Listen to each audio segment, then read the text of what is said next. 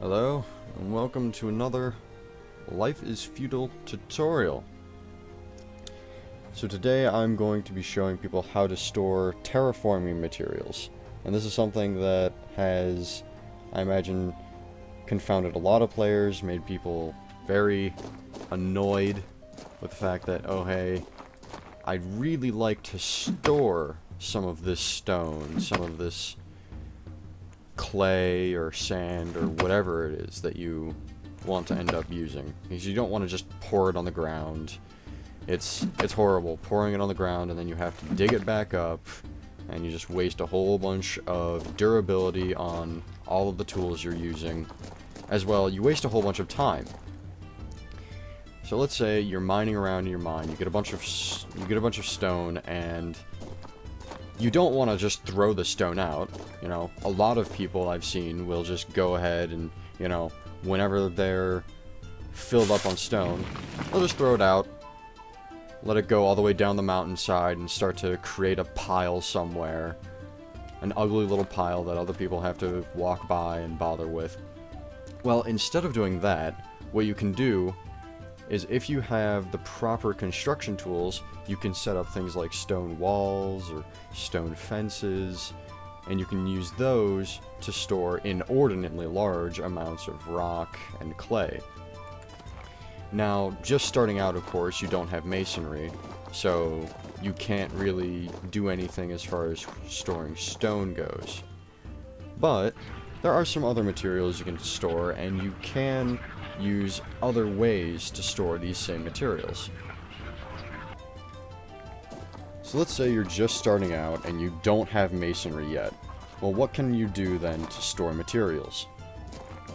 Well, in the short run, if you gather up a bunch of soil, sand, things like that, you can use a kiln to actually store these materials. So as you can see, manage kiln. I have a good bit of sand in my kiln, although kilns will also use sand to make glass, so it makes sense that you could store them there. But it doesn't make much sense that you could store fertile soil in them. You can also use furnaces, you can use anvils and forges, and you can use bloomeries to store all of these materials.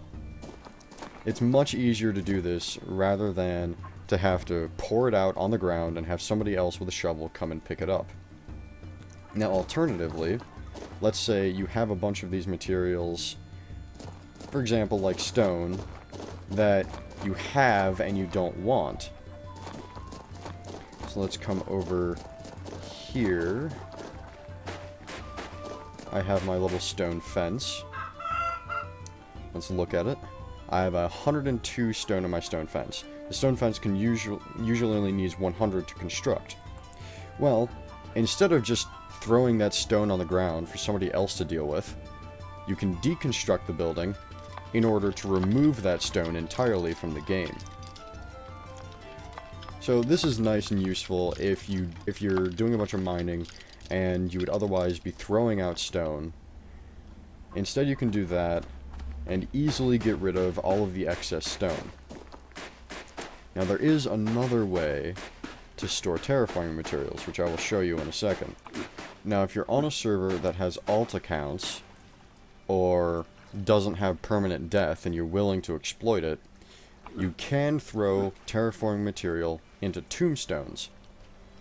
You can throw up to 1,000 stones worth of material into these, so they're much more efficient than using kilns or furnaces if you're looking to store anything other than clay. It's still easier, I would say, to store clay and stone in stone walls and furnaces, just because you don't have to have somebody die. But if you're looking to do a bunch of trading in sand and fertile soil, tombstones would seem to be the way to go.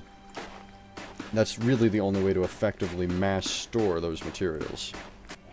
So before you decide to litter and pollute our landscapes with bunches of stone, before you decide to throw away bunches of soil and sand and things like that and just let them lay where they may, think first as to whether or not you could set up a way to store them so that other people can use them if they need them. It's a lot better to have these things on hand rather than to have these things on the ground.